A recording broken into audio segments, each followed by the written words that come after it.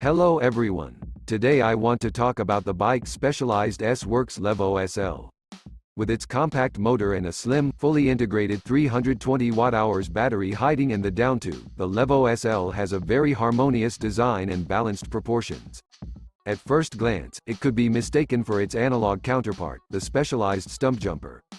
The SL shares similar features and design with the Levo and Stumpjumper, such as the asymmetrical frame design featuring the iconic stiffening sidearm. Only when you take a few steps closer, will you notice that it's actually an EMTB.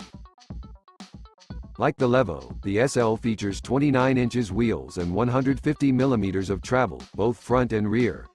Moreover, the bikes also share similar geometry except for the chainstays.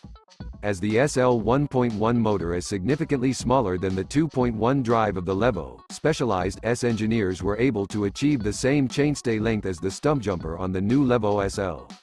The reduced bulk of the SL 1.1 motor also allows a suspension pivot point that sit lower, modifying the axle path. At the heart of the new Specialized Levo SL sits the new Specialized SL 1.1 mid-motor drive, which delivers 35 Nm torque and provides a maximum power output of 240 watts. For reference, the Specialized 2.1 motor of the Levo and Kenevo churns out 90 Nm of torque and delivers up to 565 watts at maximum output. Whilst the Specialized 2.1 motor of the Levo was designed to combine maximum power with the most natural ride feeling possible, the idea behind the new SL 1.1 drive of the Levo SL was to create a super light system that wouldn't feel too dissimilar to a conventional trail bike. Thanks to the magnesium housing and the compact internal structure, the SL 1.1 motor weighs just 1.95 kilograms, making it around 1 kilogram lighter than the Specialized 2.1 motor. But it's not just the motor of the Levo SL that is lighter, the battery is too. As it uses significantly less power than its bigger brother, the motor can make do with a smaller tank. The mid-motor draws its power from a 320 watt-hours battery, which is fixed in the down tube. That can be augmented with an optional range extender, which expands the capacity by 160 watt-hours and weighs 1,050 grams.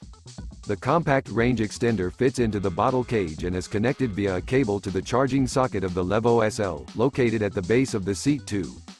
The twist-lock screw cap prevents the cable from coming loose on rough terrain, but it's also advisable to use the included rubber band to keep the extra battery in place. The range extender can feed the motor either in parallel with the main battery, sequentially or on its own, without using the main battery at all. Given the battery capacity arms race, 320 watt-hours plus the additional 160 watt-hours from the range extender might sound meager. However, considering that the smaller motor delivers significantly less power and thus draws less electricity, a total capacity of 480 watt-hours is more than reasonable. So, while you'll be riding slower, according to Specialized, you should be able to ride for just as long as with the Levo, which has a battery capacity of over 700 watt-hours. This reminds us that at the very least since the introduction of this new generation of compact motors, that it no longer makes sense to look at figures in isolation and draw hasty conclusions. The blue bars on the TCU indicate the charge status of the internal battery and the green bars tell you how much juice is left in the range extender. The green bars overlay the blue ones of the internal battery, which means you'll have to add them up in your head. For the Levo SL, 1 bar corresponds to about 32 watt-hours. The compact, shifter-style remote allows you to change the support level and activate the walk assist. Through the Mission Control app, you can customize the individual support levels within the scope of legal regulations and create your own presets for different scenarios. Recommend you connect your bike to the Mission Control app and play around with the settings. We did, and we noticed huge differences in the riding characteristics. The modes can be tweaked using 2 parameters, peak power and support. One more interesting feature is the new heart rate control function. Just set your maximum heart rate and the Levo SL will automatically adjust the support level and prevent you from exceeding the level you've set.